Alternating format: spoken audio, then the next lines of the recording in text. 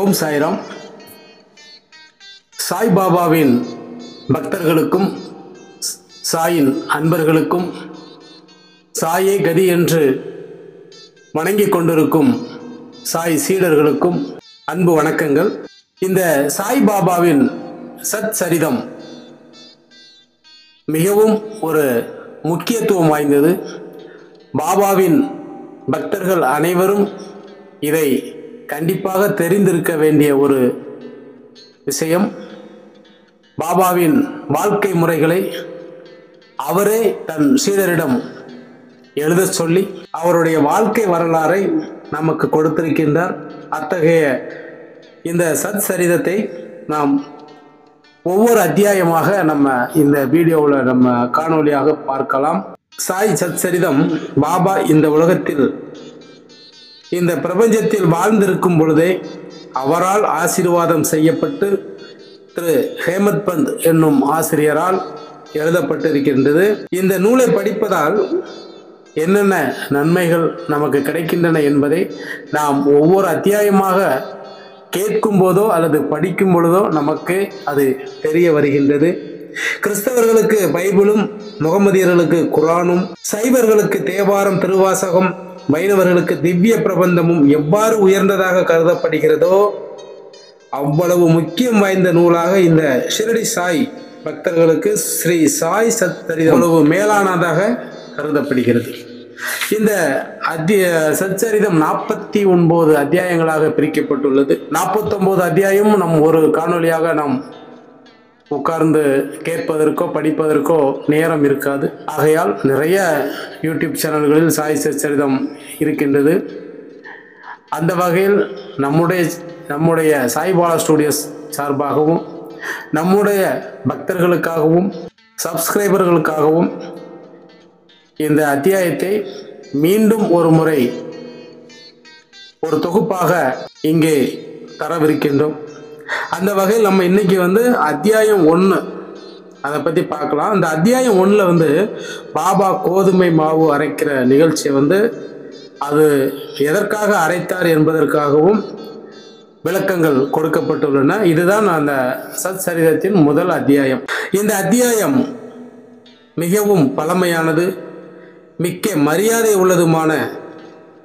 வழக்கத்தின்படி ஹேமத் பந்த் இந்த நூலின் ஆசிரியர் இந்த சாய் சச்சரிதத்தை பல்வேறு நமஸ்காரங்களுடனும் ஆசீர்வாதங்களுடனும் எழுத ஆரம்பித்திருக்கின்றார். இந்த சத் சரிதத்தை எழுதுவதற்கு எந்த வித இடையூறும் இல்லாமல் அவருடைய பணி வெற்றி பெறவும் 5 கரத்தனை யானை முகத்தனை மிக பணிவுடன் தலை தாழ்த்தி வணங்குகின்றார். ஷிரடி சாயே கணபதி என்றும் அவர் கூறுகின்றார். பின்னர் தன் மனதில் உதித்த எண்ணங்களை உயர்த்தி உணர்வூட்ட தாம் தாய் சரஸ்வதியை வணங்குகின்றார். ஸ்ரீ சாயி அறிவின் தெய்வம் என்றும் அவரே தன் வாழ்க்கை கீதத்தை அழகுடன் பாடுகிறார் என்றும் மிகவும் பணிவுடன் கூறுகின்றார். ஆக்கல், காத்தல், அழித்தல் என்னும் முத்தொழிலை முறையே நிகழ்த்தும் பிரம்மா, விஷ்ணு, சங்கரர் ஆகியோரையும் வணங்கி சாய்நாதர் அவர்களுடன் ஒன்றானவர் என்றும் சம்சாரம் என்னும் ஆற்றினை நாம் கடப்பதற்கு நம்மை சுமந்து செல்ல வல்லவராகிய மாபெரும் சத்குரு என்று அவரை கூறுகின்றார்.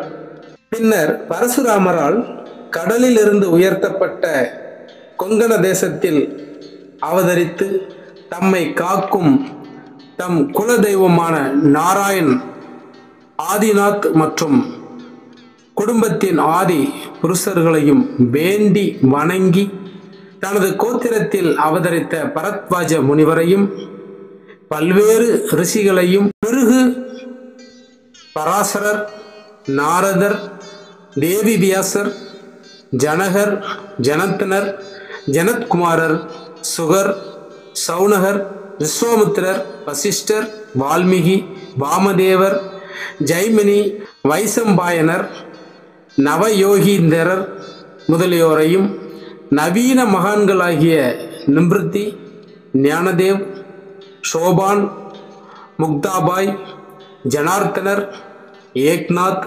நாமதேவர், துகாராம், கனகர், நரஹரி முதலியோரையும் பணிந்து தலைதாழ்த்து வணங்கி பின்னர் தனது தாத்தாவாகிய சதாசிவரையும் தகப்பனாரையும் ரகுநாதரையும் தாம் இளம் வயதில் மறைந்த அன்னை மற்றும் அவரை வளர்த்த அத்தை அன்பிற்குரிய அண்ணன் ஆகியோரையும் வணங்கி பின்னர் படிப்பவர்களையும் வணங்கி தமது பணிக்கு முழு அன்பையும் சிதையாது கவனத்தையும் கொடுத்தருள வேண்டி கடைசியாக தனது ஒரே அடைக்கலமும் பிரம்மமும் மெய்ப்பொருள் வாரனைத்தும் மாய தோற்றம் என்றும் தனக்கு உணர்விக்கின்ற ஸ்ரீ தத்தாத்திரேயரின் அவதாரமான சத்குரு சாய்பாபா அவர்களை வேண்டி நமஸ்கரித்து அங்கனமே எம்பெருமான் சரஸ்வதியும் எல்லா ஜீவராசிகளையும் வணங்கி துதிக்கின்றார். பராசரர், வியாசர், சாண்டில்யர் முதலியோரது கருத்தின்படி பக்தியால் பலகாலம் துதித்தவற்றை சுருக்கமாக கோரி பின்பு ஆசிரியர் பின்வரும் நிகழ்ச்சிகளை விளக்குகின்றார். இந்த நூலின் ஆசிரியர் ஹேமத் பந்த் இந்த சரிதத்தை எழுத ஆரம்பிப்பதற்கு முன்பாக இத்தனை குருமார்களை வணங்கி வேண்டி நமஸ்கரித்து சத்குருவின் பரிபூரண ஆசியுடன் இதை எழுதுகிறார். 1910 ஆண்டிற்கு பிறகு எப்போதோ ஒரு நாள் நல்ல காலை நேரத்தில் மசூதிக்கு சாய்பாபாவை தரிசிப்பதற்காக சென்றிருக்கின்றார். இன்னொரு நிகழ்ச்சியை கண்ட நான் ஆச்சரியத்தால் அங்கே தாக்கப்பட்டேன் என்று ஹேமத் பந்த் சொல்றாரு. தமது முகம், வாய் இவற்றை கழுவி பின்பு சாய்பாபா கோதுமை மாவை அரைக்க தயாராகி கொண்டிருப்பதை ஹேமத் பந்த் பார்த்து கொண்டிருந்திருக்கின்றார். ஒரு சாக்கை தரையில் விரித்து அதன் மேல் திருக்கையை வைத்தார். பின்பு முரத்திலும் கொஞ்சம் கோதுமையை எடுத்து தன்னுடைய கப்னியின் கைகளை மடக்கி விட்டு கொண்டு கையளவு கோதுமையை அந்த திருக்கையில் இடுகின்றார். திருக்கையை சுற்றி கோதுமையை அரைக்க தொடங்குகின்றார் பாபா. பிச்சை எடுத்து வாழ்ந்து எவ்வித உடைமையும் சேமிப்பும் அற்ற இவர் கோதுமை மாவு அரைக்க வேண்டிய அவசியம் என்ன என்று நினைத்தேன் என்று ஹேமத் பந்த் கூறுகின்றார். அங்கு வந்த சிலரும் அவ்வாறே எண்ணிக்கொண்டிருக்க ஒருவருக்கும் பாபா என்ன செய்கிறார் என்று கேட்க துணிவு வரவில்லையாம். பாபா மாவரைக்கும் செய்தி உடனே கிராமத்தில் பரவி இருக்கின்றது. இதை கேட்ட ஆண்களும் பெண்களும் பாபாவின் செய்கையை காண்பதற்காக பெரும் திரளாக மசூதிக்கு வந்திருந்திருக்கின்றார்கள். கூட்டத்தில் இருந்த தைரியமுள்ள ஒரு 4 பெண்மணிகள் மட்டும் உள்ளே நுழைந்து பாபாவை ஒருபுறம் ஒதுக்கி வைத்துவிட்டு திருக்கையின் கைப்பிடியை பற்றி பாபாவின் லீலைகளை பாடியவாறே மாவரைக்க தொடங்குகின்றார்கள். முதல்ல பாபா மிகவும் கோபமடைந்தார். இருந்தாலும் அந்த பெண்மணிகளின் அன்பையும் பக்தியையும் கண்டு மிக சந்தோஷமடைந்து புன்னகை புரியலானார். அவர்கள் அவ்வாறே அரைத்து கொண்டிருக்கையில் பாபாவுக்கு வீடோ பிள்ளைகளோ இல்லை ஆதலால் அவர் யாசகம் எடுத்து வாழ்ந்தார். ஆதலாலும் அவருக்கு ரொட்டி செய்ய கோதுமை மாவு தேவை இருக்கவில்லையே. ஏன் இவ்வளவு அதிகமான மாவை அரைத்து என்ன செய்வார்? ஒருவேளை பாபா அன்பாக இருக்கும் காரணத்தால் இந்த மாவை நமக்கு பகிர்ந்து கொடுத்து விடுவாரோ என்ற ஒரு சின்ன அற்ப ஆசையுடன் பாடியவாறே அரைத்து முடித்து திருக்கையை ஓரத்தில் நகர்த்திவிட்டு கோதுமை மாவை 4 பிரிவாக பிரித்து ஆளுக்கு ஒரு பங்காக எடுத்துக்கொள்ள தயாராகி கொண்டிருக்கின்றார்கள். இதுவரை அமைதியாகவும் அடக்கமாகவும் இருந்த பாபா கோபமடைந்து, பெண்களே, உங்களுக்கு என்ன பைத்தியம் பிடித்து விட்டதா?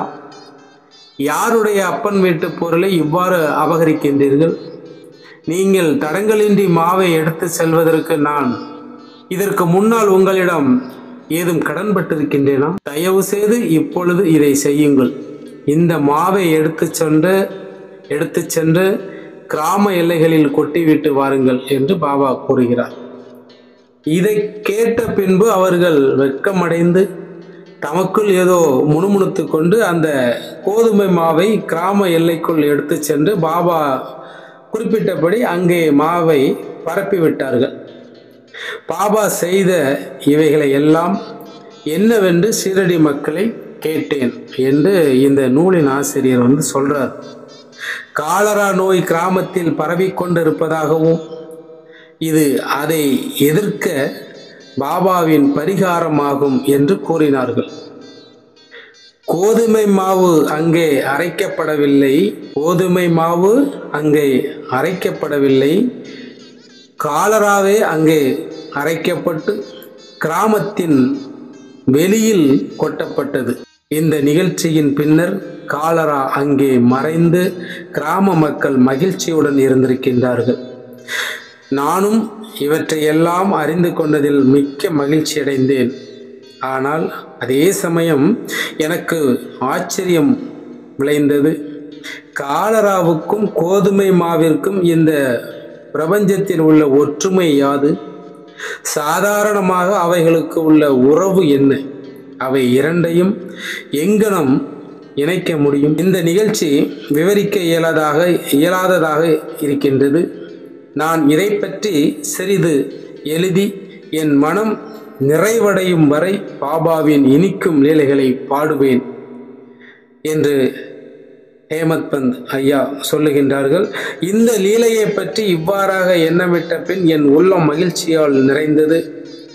இங்கனம் நான் பாபாவின் வாழ்க்கை வரலாறை சத் சரிதத்தை எழுத உணர்ச்சியூட்டப்பட்டேன் என்று ஆசிரியர் சொல்லுகிறார். பாபாவின் அருளுடனும் ஆசியுடனும் வெற்றிகரமாக நிறைவேற்றப்பட்டது என்பதையும் நாம் அறிவோம். இந்த அத்தியாயத்தில் அவருடைய எண்ணங்கள் எவ்வாறு தூண்டப்பட்டது என்ற நிகழ்ச்சிகளை இந்த முதல் அத்தியாயத்தில் இந்த சத் சரிதத்தை எழுதுவதற்கு அவர் எவ்வாறு உணர்ச்சியூட்டப்பட்டார் என்பதை தாம் சொல்லுகின்றார். அடுத்தது மாவரைத்ததின் தத்துவ உட்கருத்து. ஷிரடி மக்கள் இந்த நிகழ்ச்சியை ஒட்டி அமைந்த காரணத்தை தவிர வேறு எந்த ஒரு தத்துவ உட்கருத்தையும் இருப்பதாக நாம் நினைக்கிறோம். சாய்பாபா ஏறக்குறைய 60 ஆண்டுகள் ஷிரடியில் வாழ்ந்தார். இந்த நீண்ட காலத்தில் அவர் பெரும்பாலும் தினசரி அரைத்திருக்கின்றார். கோதுமையை மாத்திரமன்று, பாவங்கள், உள்ளம், உடல் ஆகியவற்றின் துன்பங்களையும் கணக்கில்லாத தன் அடியவர்களின் துயரங்களையும் அரைத்து தீர்த்திருக்கின்றார். கர்மம், பக்தி என்ற 2 கற்கள் அவர் திருக்கையில் இருந்தது. கர்மம் கீழ்கல்லாகும், பக்தி அதனுடைய மேல் கல்லாகும். பாபா பிடித்து அரைத்த கைப்பிடி ஞானமாகும். தத்துவம், ராஜசம், தாமசம் என்ற 3 குணங்களைச் சேர்ந்த நமது எல்லா உணர்ச்சிகள், ஆசைகள், பாவங்கள், அகங்காரம் இவைகளை நிகழ்ந்துகளாக்கி முன்னோடி வேலையாக அரைக்கப்பட்டால் அன்றி ஞானம் அல்லது தன்னை உணர்தல் என்பது முடியாது என்பது பாபாவின் உறுதியான தீர்ப்பாகும். இக்குணங்களை தள்ளிவிடுவது அத்தகைய மிக மிக கடினமாகும். ஏனென்றால் அவை அவ்வளவு நுட்பமானவை. கபீரின் ஒரு நிகழ்ச்சியை இது ஞாபகமூட்டுகின்றது. ஒரு பெண்மணி சோளத்தை அரைத்து கொண்டிருப்பதை பார்த்துவிட்டு அவர் தன் குரு நிபத்ரஞ்சனிடம், திருக்கையில் இடப்பட்ட சோளத்தை போன்று இவ்வுலக வாழ்க்கை என்னும் திருக்கையாலேயே நசுக்கப்படும் பொழுது நான் கஷ்டப்படுவதால் அழுகிறேன் என்று கூறினார். நிபத்ரஞ்சனார், பயப்படாதே, நான் செய்வது போல் இத்திருக்கையில் உள்ள ஞானம் என்னும் பிடியை பிடித்துக்கொள், அதிலிருந்து நெடுந்தூரம் சென்று திரியாதே, ஆயினும் உட்புறமாக திரும்பு, அப்பொழுது நீ காப்பாற்றப்படுவது நிச்சயம் என்று பதிலளித்தாராம். இவை அனைத்தும் இந்த முதல் அத்தியாயத்தில் ஒரு முன்னோட்டமாகவே நாம் எடுத்துக்கொள்ள வேண்டும். சச்சரிதம் எவ்வாறு எழுத தூண்டப்பட்டது, இந்த மாவு அரைத்ததின் உட்கருத்து என்ன, அதற்கான விளக்கம் எல்லாம் இந்த முதல் அத்தியாயத்தில் கொடுக்கப்பட்டுள்ளது.